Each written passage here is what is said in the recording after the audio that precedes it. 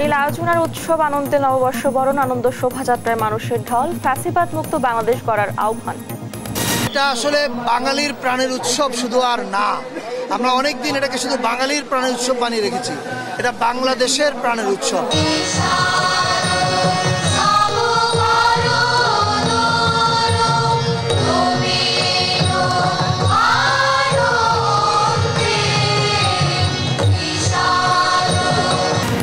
বৈশাখের আবাহনে সম্প্রীতির বাংলাদেশ গড়ার প্রত্যয়, আলোয় আলোয় মুক্তির সন্ধান, ফিলিস্তিনিদের প্রতি সংহতি জানিয়ে নীরবতা। নেচে গিয়ে দেশ জুড়ে বর্ষবরণ, রঙিন পোশাক আর সাজসজ্জায় আনন্দে মেতেছে সব বয়সী মানুষ। ভয়মুক্ত নতুন বাংলাদেশ প্রাণের উচ্ছ্বাস। সবাই চাই যাতে এই অনুষ্ঠানটা খুব ভালোভাবে হয়, সবাই প্রতি বছর যেমন খুব আনন্দের সাথে উদযাপন করি। আমরা পুরাতনকে বিদায় দিচ্ছি এবং নতুনকে আজকে বরণ করে নিচ্ছি। বর্ষবরণ উদযাপনে মেতেছে 3 পার্বত্য জেলার বাঙালি পাহাড়িরা। শোভাযাত্রা, লোকজ মেলা ও সাংস্কৃতিক অনুষ্ঠানের সম্প্রীতির মেলবন্ধন।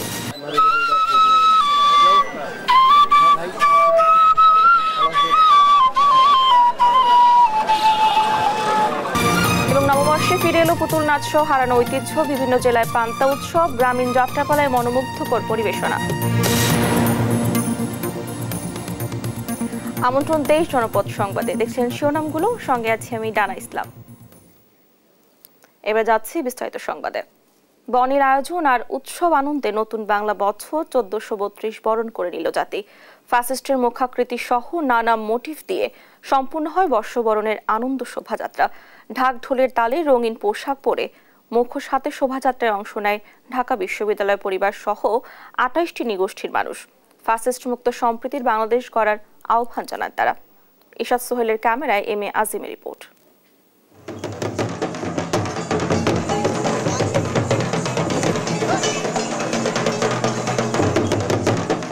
উচ্ছ্বাসে রঙিন চারুকলা প্রাঙ্গণ। এসেছে বৈশাখ, এসেছে নতুন বছর 1432। তাই ভেদাভেদ ভুলে লাখো বাঙালির এই অংশগ্রহণ আনন্দ শোভাযাত্রায়। বাঙালি জাতির হাজার বছরের ঐতিহ্য, প্রতি বছরই বাঙালি জাতি তার ঐতিহ্যে ফিরে যায়। পতনের যে জিনিসটা সেটাকে আমরা ফেলে দিয়েছি এবং নতুন বছর আমরা চাবো যে এই বছরে যেন নতুন করে সব কিছু এবং আরও ভালো কোনো কিছু হয়, এটা আমাদের প্রত্যাশা থাকবে। সকাল 9টার পর বাঘ, পেঁচা, পাখি সহ বর্ণিল মুখোশের সাথে একাধিক মোটিভ নিয়ে শুরু হয় আনন্দ শোভাযাত্রা। বাংলার বাঘ, রূপালী ইলিশের সঙ্গে শান্তির পায়রা সহ বিভিন্ন মোটিভ ঠাঁই পায় শোভাযাত্রায়। তবে বড় আকর্ষণ ফ্যাসিস্টের মুখাকৃতি। পুড়িয়ে দেয়া মোটিভটিকে রূপ দেয়া হয় নতুন করে। এইবারের উৎসবটা সবচেয়ে আলাদা, আমাদের কোনো প্রেশার নাই, কোনো চাপ নাই, কোনো কিছু আমরা মন খুলে উৎসবটা উদযাপন করতে পারতেছি। ভাই, এই ফ্যাসিবাদ সরকারের পর থেকে এই প্রথমবার স্বাধীনভাবে পালন করতে পারতেছি নববর্ষ। এটা আমার প্রথম নববর্ষের এই শোভাযাত্রা অংশগ্রহণ করা এবং অনেক ভালো লাগতেছে এবং নিজেকে অনেক স্বাধীন মনে হচ্ছে। বাঙালির উৎসব, ঐতিহ্য আর সংস্কৃতিকে প্রজন্ম থেকে প্রজন্মের মাঝে ছড়িয়ে দিতে শিশু কিশোরদেরও নিয়ে আসেন অনেকে। নতুন পোশাক, ঢাকঢোলের তাল আর বর্ণিল সব আয়োজন উচ্ছ্বাসিত করেছে তাদেরকেও।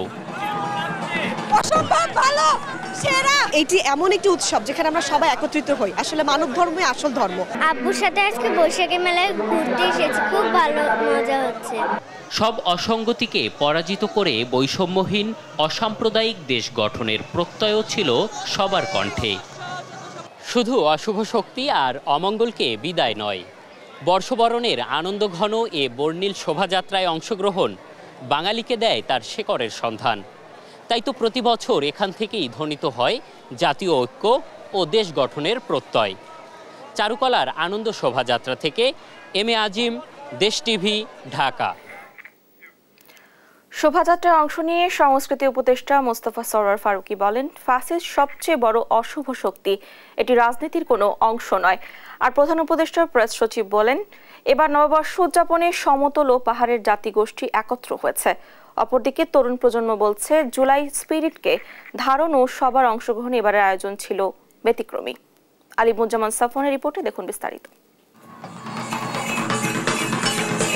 জুলাই গণঅভ্যুত্থানের পর নতুন বাংলাদেশে এলো প্রথম বর্ষবরণ উৎসব। তাই বাংলা 1432 উদযাপনে কমতি রাখা হয়নি কোনো আয়োজনের। 36শে জুলাই কিংবা মুগ্ধর সেই পানির বোতল, ফ্যাসিস্টের মুখাকৃতি সহ নানা মোটিভ ছিল এবারের আয়োজনে। সমতল কিংবা পাহাড়ি জনগোষ্ঠী, কৃষক কিংবা রিক্সা চালক সহ সবার অংশগ্রহণ ছিল আনন্দ শোভাযাত্রায়। এতে অংশ নিয়ে সাংস্কৃতিক উপদেষ্টা বলেন, ফ্যাসিস্ট সবচেয়ে বড় অশুভ শক্তি, এটি রাজনীতির কোনো অংশ নয়। ঐতিহাসিকভাবে রাজনৈতিকভাবে ব্যবহার করা হয়েছিল। একটা নির্দিষ্ট রাজনৈতিক গ্রুপ তাদের প্রতিপক্ষকে ঘায়াল করার কাজে ব্যবহার করেছে। আমরা এবার শুধুমাত্র ফ্যাসিস্টের মুখোপাচার, কারণ ফ্যাসিস্ট কোনো রাজনীতির অংশ না, সে সবচেয়ে বড় অশুভ শক্তি। এদিকে সমতল ও পাহাড়ের জাতিগোষ্ঠীকে একত্র করে নববর্ষ উদযাপনের কথা জানান প্রধান উপদেষ্টার প্রেস সচিব শফিকুল আলম। সমতল এবং পাহাড়ের সব জাতিগোষ্ঠী মিলে নির্মল একটা পরিবেশে আমরা এবার একসাথে মিলে আমরা নববর্ষকে বরণ করব। এবার এটা হয়েছে। শোভাযাত্রায় রঙিন পোশাক আর সাজসজ্জায় অংশ নেয় তরুণ প্রজন্ম। সবার মাঝে ছিল বাড়তি উচ্ছ্বাস, ছিল না কোনো ভয়ভীতি। তাই তো আয়োজনে ভিন্নতা দেখছে নবীনরা। বলছেন, জুলাই স্পিরিটকে ধারণ করে সবার অংশগ্রহণ পূরণ করেছে বাঙালির আশা আকাঙ্ক্ষাকে। আমার কাছে এত বছর মনে হয়েছিল যে এটা আমাদের দেশের সংস্কৃতি না, এটা হচ্ছে একটা ফ্যাসিস্টবাদের তার একাত্মবাদ, তার এক গোষ্ঠীর, তার এক দলীয়ভাবে একটা অনুষ্ঠান করে গেছে। এবার আসলে স্বাধীন বাংলাদেশে খুব মুক্তভাবে ঘুরে বেড়াতে পারছি। যে ফ্যাসিস্টের যে একটা প্রতিকৃতি, সো সেটা অনুযায়ী আমার থেকে মনে হয় যে বাংলাদেশ একটা শিক্ষা গ্রহণ করবে। খুব রিসেন্ট যেই অভ্যুত্থানটা হলো, এটার স্পিরিটটা এখানে ধারণ করাটা খুবই দরকার ছিল। সো একটা ইনক্লুসিভনেস এখানে কাজ করেছে। ফ্যাসিবাদ মুক্ত বাংলাদেশে ভয়ভীতিহীন পরিবেশে নববর্ষ উদযাপন করতে পেরে উচ্ছ্বসিত সবাই। সব বাধা পেরিয়ে উদযাপিত হলো বাংলা বর্ষবরণ শোভাযাত্রা 1432। নতুন বাংলাদেশে আর কোনো ফ্যাসিবাদের ঠাঁই হবে না, এমন প্রত্যাশা তরুণ প্রজন্মের। চারুকলা প্রাঙ্গণ থেকে আলিমুজ্জামান সাফওয়ান, দেশ টিভি, ঢাকা। সূর্যোদয়ের সঙ্গে সঙ্গে রমনা বটমূলে শুরু হয় ছায়ানটের বর্ষবরণ। পুরাতনকে বিদায় জানিয়ে নতুনকে বরণে গান ও কবিতার ছন্দে মুখর হয় চারপাশ। সব শ্রেণী পেশার মানুষ তা উপভোগ করেন। প্রজন্ম থেকে প্রজন্মে বাঙালি সংস্কৃতি ধরে রাখার প্রত্যয় তাদের। এবার আয়োজনে ফিলিস্তিনিদের প্রতি সংহতি জানিয়ে 1 মিনিট নীরবতা পালন করা হয়। জান্নাতুল মোহনা রিপোর্টে বিস্তারিত।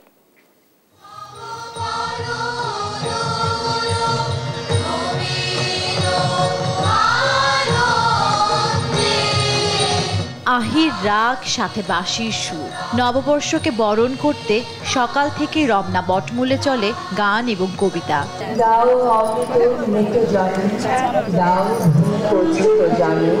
আমার মুক্তি আলোয় আলোয় বার্তা দিয়ে রাজধানীর রমনা বটমূলে বরণ করে নেওয়া হয় নববর্ষ 1432।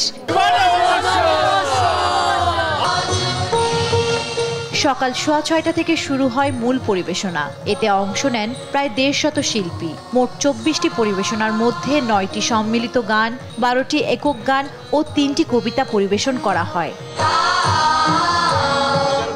এবারে নববর্ষের মূল কথন পাঠ করেন ছায়ানটের নির্বাহী সভাপতি সারওয়ার আলী। এ সময় ফিলিস্তিনের গাজাবাসীদের উদ্দেশ্যে 1 মিনিট নীরবতা পালন করা হয়। এখন আপনাদের সকলকে 1 মিনিট নীরবতা পালনের অনুরোধ করছি। ছায়ানটের এই আয়োজনে অংশ নেন সব বয়সী নারী পুরুষ।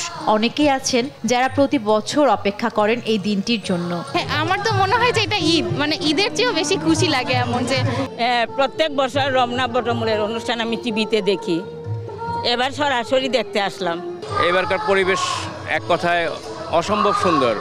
গান শুনে মুগ্ধ শিশুরা। আমার গান করতে ভালো লাগে, তার জন্য আমার গান পছন্দ, তার জন্য। নিরাপত্তার সাথে সুষ্ঠুভাবে এবারের অনুষ্ঠান সম্পন্ন করতে পেরে খুশি আয়োজকরা। আমাদের চাপ ছিল না এবং প্রশাসন ভীষণভাবে আমাদেরকে সহায়তা করেছে। প্রতিদিন সকাল বিকাল তারা খোঁজ রেখেছে এবং সম্পূর্ণ নিরাপত্তার একটা নিশ্চিত করেছেন। এবং আপনারা দেখেছেন নির্বিঘ্নে আমাদের জনসমাগম হয়েছে এবং সবাই আনন্দের সঙ্গে এসেছে এবং এইটাই শক্তি। প্রজন্ম থেকে প্রজন্মে এই সংস্কৃতি অটুট থাকুক, এমনটাই চান আগত জনসাধারণ।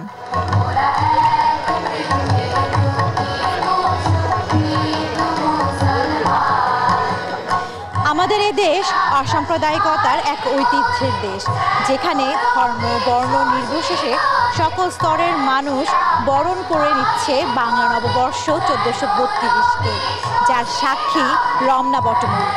রমনা বটমূল থেকে জান্নাতুল মোহনা, দেশ টিভি, ঢাকা। পহেলা বৈশাখের বিকেলে রাজধানীতে চলছে নানা আয়োজন।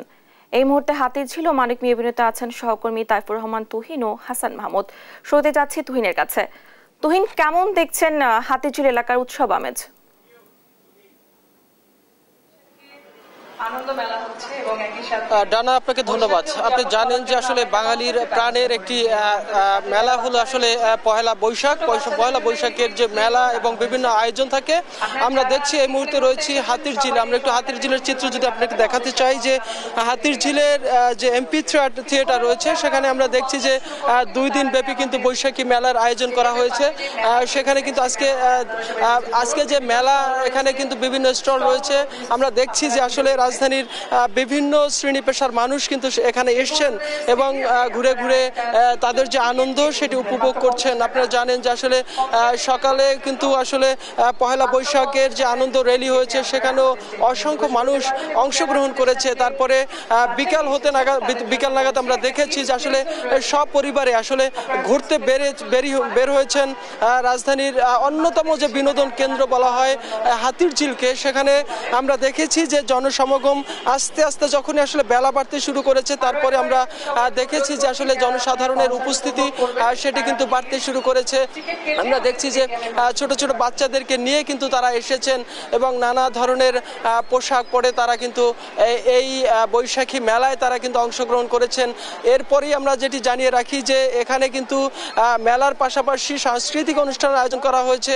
এই যে এমপি থিয়েটার রয়েছেন, সেই থিয়েটারে কিছুক্ষণ পরেই কিন্তু ব্যান্ড সঙ্গীতের আয়োজন করা হয়েছে। সেখানে গান পরিবেশন করবেন। সে উপলক্ষেও কিন্তু একটু পরে আমরা এখানে হয়তো আরও জনসমাগম হবে।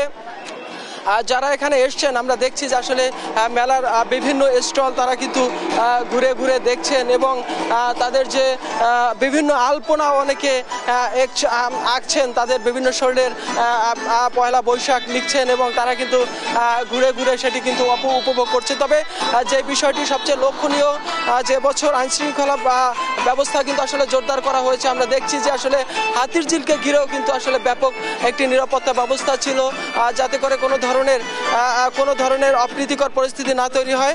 সেজন্য কিন্তু আমরা দেখছি যে এই উৎসবকে কেন্দ্র করে যথেষ্ট নিরাপত্তা ব্যবস্থা এবং মানুষের মধ্যে ব্যাপক কিন্তু উৎসাহ এবং উদ্দীপনা আমরা কিন্তু লক্ষ্য করেছি। দর্শক, এই মুহূর্তে পয়লা বৈশাখের আরো খবর জানাতে রাজধানীর মানিক মিয়া এভিনিউতে রয়েছেন আমাদের সহকর্মী হাসান মাহমুদ। আমরা চলে যাচ্ছি তার কাছে। হাসান।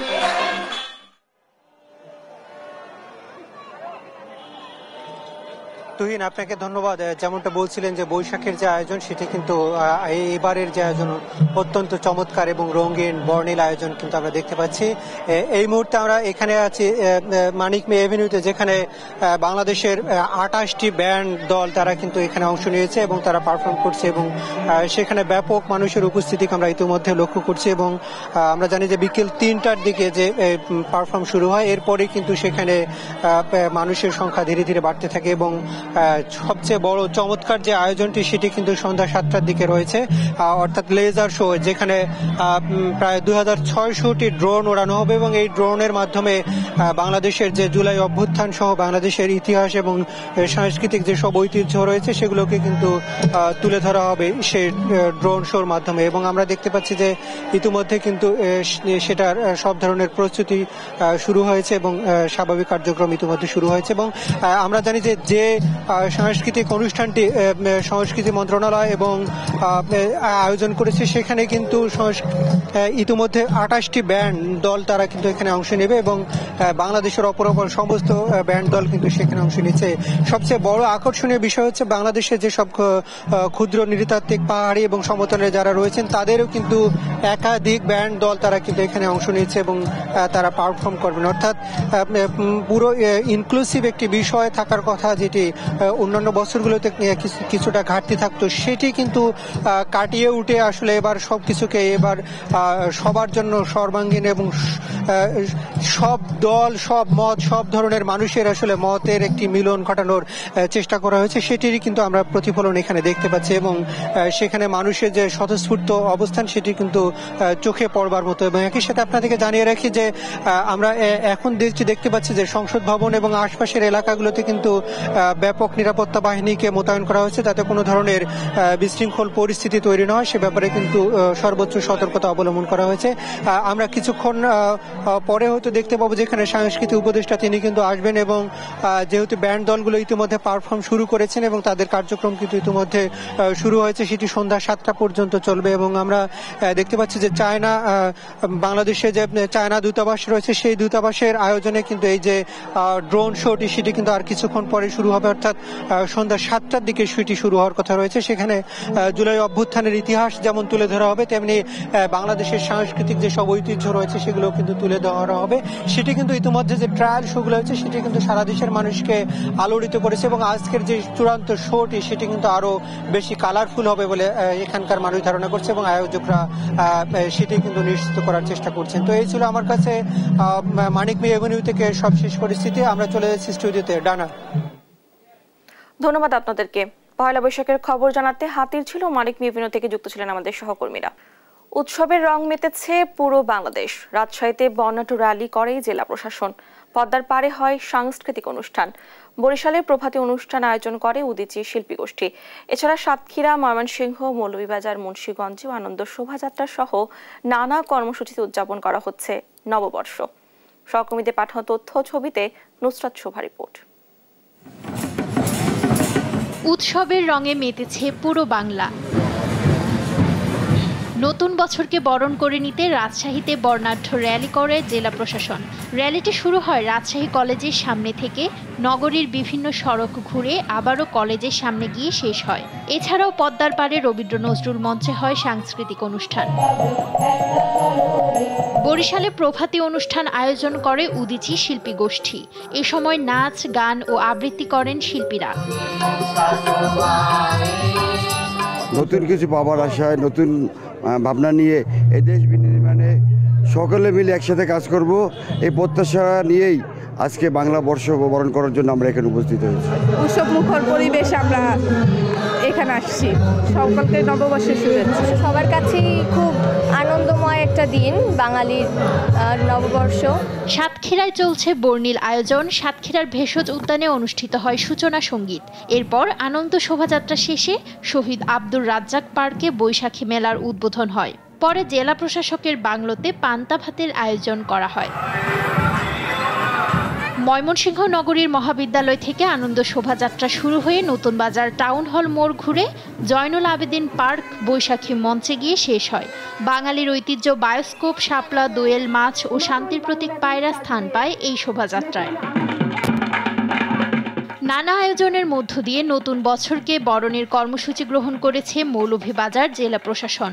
আমরা পুরাতনকে বিদায় দিচ্ছি এবং নতুনকে আজকে বরণ করে নিচ্ছি। পিঠা মেলা, তারপরে হচ্ছে পান্তা উৎসব, তারপরে বিভিন্ন হচ্ছে যে আমাদের যে লোক উৎসবগুলো আছে সেগুলো এখানে আজকে হবে। লাঠি খেলা হবে। এছাড়াও মুন্সিগঞ্জে হাজারো মানুষের অংশগ্রহণে সকাল 8:15টার দিকে হয় আনন্দ শোভাযাত্রা। পরে শিল্পকলা একাডেমি প্রাঙ্গণে লোকজ মেলার উদ্বোধন করেন জেলা প্রশাসক। নুসরাত শোভা, নিউজ ডেস্ক, দেশ টিভি। নববর্ষে কক্সবাজার ও বাগেরহাটে চলছে ঘুড়ি উৎসব। এ নিয়ে আলোচনাতে সরাসরি যুক্ত হচ্ছেন সহকর্মী আব্দুর রহমান ও এস সোহান। প্রথমে যাচ্ছি কক্সবাজারে। আব্দুর রহমান, উৎসব কেমন দেখছেন? মানুষের উপস্থিতি কেমন রয়েছে জানাবেন। ধন্যবাদ ডানা। শুভ নববর্ষ। আপনি যথার্থ বলেছেন। কক্সবাজারে পয়লা বৈশাখ নববর্ষ পালন উপলক্ষে কক্সবাজার জেলা প্রশাসনের সকালের আলোর জলখানি থাকলেও বিকালবেলা কোনো আয়োজন তারা না থাকার কারণে পর্যটকরা ক্ষুব্ধ প্রতিক্রিয়া জানিয়েছেন। বিশেষ করে সকাল 8টায় র্যালিটি শুরু হয়ে সাংস্কৃতিক গানের অনুষ্ঠান এবং পান্তাভাতের আয়োজন ছিল, কিন্তু দর্শকরা আমাদেরকে যেটা বলেছিলেন বা জানিয়েছিলেন যে সকাল বিকালে কোনো সাংস্কৃতিক বিনোদনের প্রোগ্রাম হবে, সেই ধরনের কোনো আয়োজন না দেখে পর্যটকরা একটু ক্ষুব্ধ প্রতিক্রিয়া জানিয়েছেন। এবং আমরা পর্যটক সহ বিভিন্ন ব্যবসায়ীদের সাথে কথা বলেছিলাম। তারা আমাদেরকে যেটা জানিয়েছিল যে কক্সবাজারের সমুদ্র সৈকতে অন্তপক্ষে বিনোদনের জন্য ব্যবস্থা জেলা প্রশাসন করবে, কিন্তু সর্বশেষ যেই আয়োজনটি এবারে হচ্ছে কক্সবাজারের পর্যটক সংখ্যা খুবই নগণ্য, যেটা আমরা পর্যটকরা আশা করেছিল যে কক্সবাজারে প্রচুর পরিমাণ পর্যটক হবে, কিন্তু সেটি তারা আশানুরূপ আসে নাই। যেহেতু কক্সবাজারের আয়োজন এবং বিনোদন, সবচেয়ে বড় বিষয় হলো যে গরমের যে তীব্রতা, সবকিছু মিলিয়ে কক্সবাজারের যে 37টি সাংস্কৃতিক জোটের সংগঠনগুলো রয়েছে জেলাব্যাপী তারা বিভিন্ন প্রোগ্রাম আয়োজন করেছে এবং বিশেষ করে 5 স্টার হোটেলগুলো তারা তাদের নিজস্ব আয়োজনে ইনডোরে প্রোগ্রামগুলো হচ্ছে, কিন্তু বাইরের সাধারণ জনসাধারণ টুরিস্টের জন্য কোনো আয়োজন না রাখাতে পয়লা বৈশাখ উদযাপনে কিছুটা ঘাটতি রয়েছে বলে পর্যটকরা আমাদেরকে জানিয়েছেন এবং তারা দাবি জানিয়েছেন এই যে পর্যটন এরিয়ায় এত বড় বিশাল সমুদ্র সৈকতে যদি পর্যটকদের জন্য আনন্দ বিনোদনের ব্যবস্থা করা হতো তাহলে তাদের ভ্রমণের বাড়তি আনন্দটা যোগ হতো এবং তারা সেটি জেলা প্রশাসন সহ সংশ্লিষ্ট প্রশাসনকে তারা জোর দাবি জানিয়েছেন। এবং আপনাকে আরেকটা জানিয়ে রাখি, আজকে সকালে কক্সবাজার, মারমা এবং রাখাইন সহ 13টি উপজাতি নৃগোষ্ঠী তারা তাদের প্রোগ্রামগুলো শুরু করেছেন এবং তাদের একটি পানির জল খেলা রয়েছে 17, 18, 19 রয়েছে। সর্বশেষ এটা ছিল আমার কাছে ডানা। আমি এখন যাচ্ছি লালমনিরহাটে, ওখানে সর্বশেষ পরিস্থিতি জানাবেন আমাদের সোহান।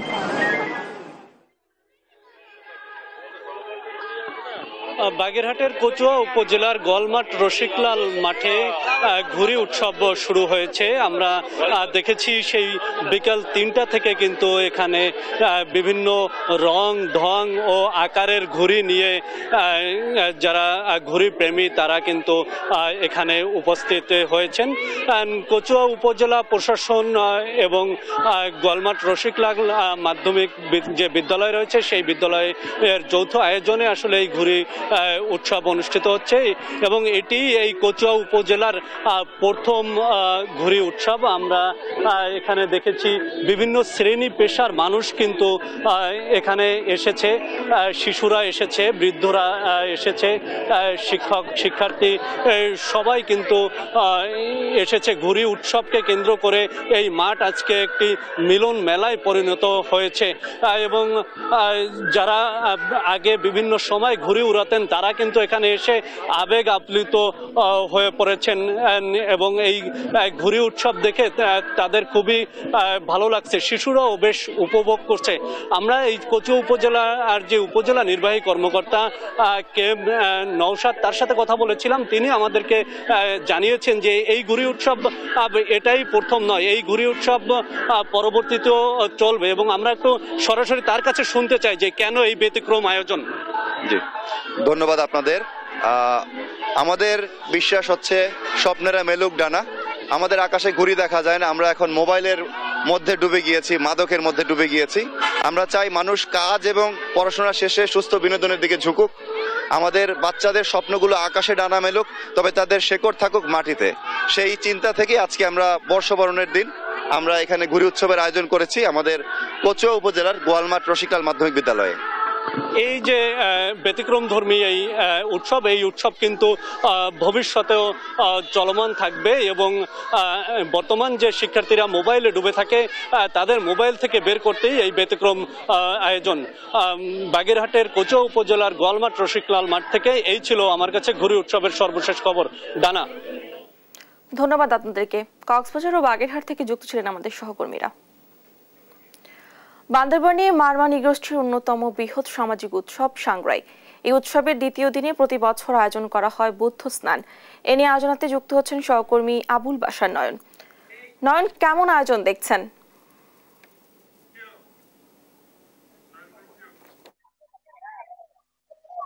সাংগ্রাইয়ের দ্বিতীয় দিন এখন চলছে বুদ্ধ স্নান। আমি এই মুহূর্তে আছি বান্দরবান শহরের নিকটবর্তী সাঙ্গু নদীর তীরে। শত শত মানুষ, উৎসুক মানুষ এখানে সাঙ্গু নদীর তীরে উপস্থিত হয়েছেন। সবাই হাতে পাত্র নিয়ে এসেছেন। এখানে যে বুদ্ধ মূর্তি রাখা হয়েছে, বুদ্ধ মূর্তি স্নান করানোর উদ্দেশ্যে। একটু প্রায় ঘন্টাখানিক আগেই কেন্দ্রীয় বুদ্ধ বিহার থেকে যে ঢাক দুল পিটিয়ে কাঁসাই মাধ্যমে এখানে যে বুদ্ধ মূর্তিগুলো রয়েছে, বুদ্ধ মূর্তিগুলো আনা হয়। সবাই ছিল খালি পায়ে। এই মুহূর্তে তারা এসে বান্দরবানের যে সাঙ্গু নদী রয়েছে, সাঙ্গু নদীর তীরবর্তী এসে এখানে বুদ্ধ মূর্তি স্নান করা হচ্ছে। ক্যামেরার চোখে দেখতে পাচ্ছেন দীর্ঘ লাইন ধরে নারীরা দাঁড়িয়ে আছে হাতে পাত্র নিয়ে। সবার আসলে প্রত্যাশা নতুন বছরকে বরণ এবং পুরনো বছরকে বিদায় এর জন্য তারা বুদ্ধ মূর্তি স্নান করে থাকে। তাদের সবার যে বিশ্বাস বুদ্ধ মূর্তি স্নানের মাধ্যমে নিজেদেরকে পরিশুদ্ধ করে আগামী একটি বছর যাতে তাদের ভালো কাটে সেই প্রত্যাশা নিয়েই তারা মূলত এই বুদ্ধ স্নানটি করে থাকেন। এই অনুষ্ঠানকে কেন্দ্র করে অর্থাৎ সাংগ্রাইকে কেন্দ্র করে বান্দরবানে আসলে উৎসবের নগরীতে পরিণত হয়েছে। এখানে বিভিন্ন বয়সী নারী, পুরুষ, শিশু, বুদ্ধ সম্প্রদায়ের নারী পুরুষ আসলে এখানে সমবেত হয়েছেন, এসেছেন, পর্যটকরাও এসেছেন। আমি দেখতে পাচ্ছি এখানে দীর্ঘ লাইন ধরে নারী এবং পুরুষ দুই ভাগে বিভক্ত হয়ে আসলে বুদ্ধ মূর্তিতে জল ঢেলে তারা আসলে বুদ্ধ মূর্তি স্নান করাচ্ছেন। সবার প্রত্যাশা যে এই বুদ্ধ মূর্তি স্নানের মাধ্যমে নিজেদেরকে পরিশুদ্ধ করে আগামী একটি বছর, নতুন বছর তাদের যাতে ভালো কাটে, শান্তিতে কাটে, সমৃদ্ধ হয়, এই প্রত্যাশা আসলে সবার। দেখতে পাচ্ছেন সবার হাতে পাত্র নিয়ে এসছেন, কেউ কেউ বোতল নিয়ে আসছেন। সবাই আসলে এখানে বুদ্ধ মূর্তি যে রাখা হয়েছে, কেন্দ্রীয় বুদ্ধ বিহার থেকে বুদ্ধ মূর্তি আনা হয়েছে, সেখানে জল ঢেলে এইসব জলগুলো আসলে চন্দন পানি দিয়ে করা, সেই চন্দন পানি জল ঢেলে আসলে নিজে এই বুদ্ধ মূর্তিকে স্নান করানো হচ্ছে। এর মাধ্যমে আসলে সাংগ্রাইয়ের যে উৎসব, সেই উৎসবটি আসলে আজকে থেকে শুরু হয়ে গেল। আগামীকাল লুকোজ মেলা শুরু হবে। এই মেলাটি চলবে 4 দিন ধরে। এবারে যে জলকেলি এবং পানি বর্ষণ, মৈত্রীর পানি বর্ষণ এবার আয়োজন রয়েছে 3 দিনের। সব মিলিয়ে এখন বান্দরবান উৎসবের নগরী। এই ছিল আমার কাছে বান্দরবান থেকে সাংগ্রাই সর্বশেষ। চলে যাচ্ছে স্টুডিওতে। নয়ন, ধন্যবাদ আপনাকে। পয়লা বৈশাখের বিকেলে রাজধানীতে চলছে নানা আয়োজন। এই মুহূর্তে ঢাকা বিশ্ববিদ্যালয়ে রয়েছেন আমাদের সহকর্মী সাদাত নিশাত। নিশাত, কেমন দেখছেন ঢাকা বিশ্ববিদ্যালয় এলাকার উৎসব আমেজ?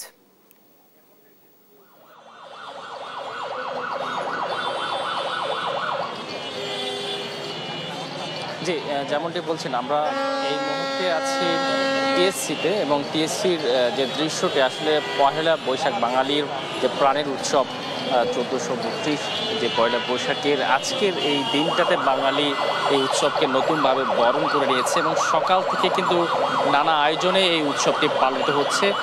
ঠিক রমনা বটমূলের ছায়ানটের যে সাংস্কৃতিক অনুষ্ঠানের মধ্য দিয়েই এই অনুষ্ঠানের উদ্বোধন হয় এবং তার পরপরই যদি একটু আমরা দেখি যে একে একে আজকে সরকারি ছুটির দিন হওয়াতে যে ঢাকাবাসী একেবারে আনন্দ উৎসবে মেতেছে এবং সকাল থেকে যে উৎসব, সেই উৎসবের আমেজ কিন্তু এখনও রয়েছে এবং সেটি যদি আমরা দেখানোর চেষ্টা করি, টিএসসিতে কিন্তু এখনও যেটি আমরা লক্ষ্য করতে পারছি অনেক মানুষের সমাগম, বিশেষ করে সকালে যারা বের হতে পারেনি তারা কিন্তু এখন টিএসসিতে ভিড় করছে এবং বিকেল 3টা থেকে এখানে যে সোহরাওয়ার্দী উদ্যান রয়েছে সেখানে সাংস্কৃতিক অনুষ্ঠান অনুষ্ঠিত হবে এবং তার পরপরেই যদি আমি একটু বলি যে চারুকলায় সেখানেও কিন্তু আমরা দেখেছি সেখানেও সাংস্কৃতিক অনুষ্ঠান অনুষ্ঠিত হচ্ছে এবং সেখানে একবারেই শোভাযাত্রা যেটি হয়েছে, শোভাযাত্রার পরবর্তী যে মুহূর্ত, সেই মুহূর্তের পরেই কিন্তু আমরা এখানে টিএসসিতে ব্যাপক পরিমাণে ভিড় লক্ষ্য করতে পারছি এবং মূলত যে সন্ধ্যায় এখানে সাংস্কৃতিক অনুষ্ঠান অনুষ্ঠিত হবে সোহরাওয়ার্দী উদ্যানে, সেই সাংস্কৃতিক অনুষ্ঠান উপভোগ করতেই কিন্তু এখানে মানুষ ভিড় জমাচ্ছেন এবং একে একে যদি সেটি লক্ষ্য করতে পারি যে সোহরাওয়ার্দী উদ্যানে বর্তমানে কয়েক হাজার মানুষের ভিড় কিন্তু এখানে লক্ষ্য করা যাচ্ছে এবং সেক্ষেত্রে বাঙালির এই প্রাণের যে উৎসব পয়লা বৈশাখ, সেই পয়লা উৎসবের যে আমেজ, সে আমেজ কিন্তু ইতিমধ্যে ছড়িয়ে পড়েছে এবং যেটি আসলে সন্ধ্যা নাগাদ চলবে, বিশেষ করে যেটির ড্রোন শো রয়েছে, যেটি মানিক মিয়া বিরুদ্ধে অনুষ্ঠান হবে, তার মধ্য দিয়ে হয়তো বা বাঙালির উৎসবের আমেজটা শেষ হবে। তো এই ছিল রাজধানীর টিএসসি থেকে আমার কাছে থাকা সবশেষ খবর। ধন্যবাদ আপনাকে। ঢাকা বিশ্ববিদ্যালয়ের প্রাঙ্গণ থেকে যুক্ত ছিলেন আমাদের সহকর্মী। চৈত্র সংক্রান্তি উপলক্ষে সনাতন ধর্মাবলম্বীদের চড়ক পুজো অনুষ্ঠিত হচ্ছে মুন্সিগঞ্জে। এ নিয়ে আলোচনাতে সরাসরি যুক্ত হচ্ছেন সহকর্মী সুমিত সরকার। সুমন, পূজায় লোক সমাগম কেমন দেখছেন? জি, আসলে আপনি যেমনটি বলছিলেন, মুন্সিগঞ্জের শহরে কিন্তু এই চড়ক পূজা অনুষ্ঠিত হচ্ছে। আপনি আমার পেছনে দেখতে পারবেন, এখানে কিন্তু শত শত নারী পুরুষ কিন্তু এই চড়ক পূজায় আসলে অংশগ্রহণ করেছেন। যে এই চড়ক পুজোটির একটি নাম কিন্তু আসলে অঙ্গ নাম রয়েছে, যেটি হলো নীল গাছ, যে এটিরই একটি অংশ বলে আমরা এখানে দর্শনার্থীদের সাথে কথা বলে আসলে জানতে পেরেছি। এই পুজোটা আসলে হয় চৈত্রী সংক্রান্তি, অর্থাৎ চৈত্রী মাসের একেবারে শেষের দিনে কিন্তু এই পুজোটি কিন্তু আসলে অনুষ্ঠিত হয়। এই পূজা উপলক্ষে উপলক্ষে কিন্তু এখানে যে যারা সন্ন্যাসী আছেন তারা কিন্তু ব্রত প্রায় 3 দিন কিন্তু ব্রত পালন করেন। তারা কিন্তু বিভিন্ন আচার অনুষ্ঠানের মাধ্যমে তারা কিন্তু এখানে আয়োজন করে আসলে। তো আমি এখন একজন এইখানকার আয়োজক, আমি একটু তার সাথে জানতে চেষ্টা করব আসলে এই পুজোটার কেন হয় এবং এটার মহত্বটা কি যদি একটু বলতেন। ধন্যবাদ। এই পূজাটা হলো মহাদেব পূজা। মহাদেবের পূজা আমরা করে থাকি। বিগত কত বছর হয়েছে এটা আমি বলতে পারবো না, আমি সঠিক জানি যে আমার বয়স বর্তমানে 73 হয়েছে। আমি 9 বছর বয়সে এই দলে সম্পৃক্ত হয়ে এই দলে নাচ গান করেছি এবং এখনো দল পরিচালনা করে থাকি। এর আগে আমার জানা মতে 2 বুড়ি চলে গেছে। মোট কত বছর ধরে হচ্ছে এটা কিন্তু আমার বলার কোনো ইশতেহার নাই, আমার জানা নাই। আমি যতটুকু জানি আমি ততটুকু বললাম। ধন্যবাদ। ধন্যবাদ আপনাকে। আসলে আপনি যেমনটি শুনছিলেন এই চড়ক পূজা উপলক্ষে কিন্তু মুন্সিগঞ্জের ইদ্দাকপুর এলাকার কিন্তু শ্রী শ্রী লক্ষ্মীনারায়ণজির মন্দিরে কিন্তু এই চড়ক পূজা একটি গাছকে আসলে পূজা করা হয়। এই গাছটিকে আসলে গত একদিন আগে কিন্তু আমন্ত্রণ করলে কিন্তু এই গাছটি আসলে শুধুমাত্র এই দিনেই কিন্তু গাছটিকে আসলে দেখতে পাওয়া যায় এবং এই পূজা অর্চনা শেষে কিন্তু আবার এই পাশে যেই পুকুরটি রয়েছে সেই পুকুরে কিন্তু আসলে এই গাছটি চড়ক গাছটি কিন্তু আবার সেখানে আসলে বিসর্জন দিবেন বলে আমাদের এখানকার যারা আয়োজক কমিটি তারা আসলে জানিয়েছেন। তো এই ছিল আমার কাছে মুন্সিগঞ্জ শহর থেকে চড়ক পূজার সবশেষ খবর। ধন্যবাদ আপনাকে। মুন্সিগঞ্জ থেকে যুক্ত ছিলেন আমাদের সহকর্মী। বর্ষবরণে চুয়াডাঙ্গায় অনুষ্ঠিত হচ্ছে বৈশাখী মেলা। এ নিয়ে আলোচনাতে সরাসরি যুক্ত হচ্ছেন সহকর্মী খায়রুজ্জামান সেতু। মেলায় কেমন দেখছেন দর্শনার্থীর উপস্থিতি? ধন্যবাদ দানা। আপনি যেমনটি বলছিলেন চুয়াডাঙ্গাতে কিন্তু পয়লা বৈশাখ উপলক্ষে বৈশাখী মেলা শুরু হয়েছে। এটা কিন্তু সকাল 8:45 চুয়াডাঙ্গা জেলা প্রশাসক কাছে উদ্বোধন করেছে। এটা হচ্ছে চুয়াডাঙ্গা উন্মুক্ত মঞ্চ আর কি, জেলা শিল্পকলা একাডেমির অধিভুক্ত এই মঞ্চটি। এই মঞ্চে কিন্তু মূলত মেলা অনুষ্ঠিত হচ্ছে। এই মেলায় কিন্তু দর্শনার্থীর ভিড় কিন্তু মূলত 3টার পর থেকেই আমরা বাড়তে দেখা গেছে আর কি। এখানে কিন্তু সকল শ্রেণীর মানুষ কিংবা সকল বয়সের নারী পুরুষ উভয় কিন্তু উপস্থিত লক্ষ্য করতে পারছি। এর ভিতরে আরেকটা বিষয়, মজার বিষয় হচ্ছে কিন্তু এই মেলা স্থলে কিন্তু স্টল আছে প্রায় 40টি এবং পাশাপাশি কিন্তু বেলা 3টা থেকে সন্ধ্যা 6টা পর্যন্ত সাংস্কৃতিক অনুষ্ঠান অনুষ্ঠিত হবে। এই মেলা কিন্তু 3 দিন ব্যাপী অনুষ্ঠিত হবে। এই আজকে সাংস্কৃতিক অনুষ্ঠান পরিবেশন করছে জেলা শিল্পকলা একাডেমি এবং বাংলাদেশ জাতীয়তাবাদী সাংস্কৃতিক দল চুয়াডাঙ্গা জেলা শাখা এবং আগামীকালকে কিন্তু চুয়াডাঙ্গা সদর উপজেলা ও উদীচী শিল্প গোষ্ঠী কিন্তু সাংস্কৃতিক অনুষ্ঠান পরিবেশন করবে এবং একই সাথে কিন্তু আগামী পরশু কিন্তু অরিন্দম সাংস্কৃতিক সংগঠন ও সংগ্রাম সাংস্কৃতিক সংগঠন কিন্তু সাংস্কৃতিক অনুষ্ঠান পরিবেশন করবে। আমি আরেকটু জানিয়ে রাখি, সেটা হচ্ছে কিন্তু এই মেলাকে নিয়ে কিন্তু জেলা প্রশাসন কিন্তু ব্যাপক নিরাপত্তার ব্যবস্থা গ্রহণ করেছে এবং এর মূলত কারণ হচ্ছে যাতে নির্দ্বিধায় দর্শনার্থীরা কিংবা আগত দর্শনার্থীরা কোনো প্রকার নিরাপত্তাহীনতায় না।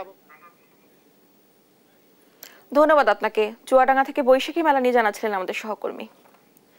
এই ছিল এখনকার দেশ জনপদ সংবাদ। পরের বুলেটিন দেখার আমন্ত্রণ রইল। ধন্যবাদ সবাইকে।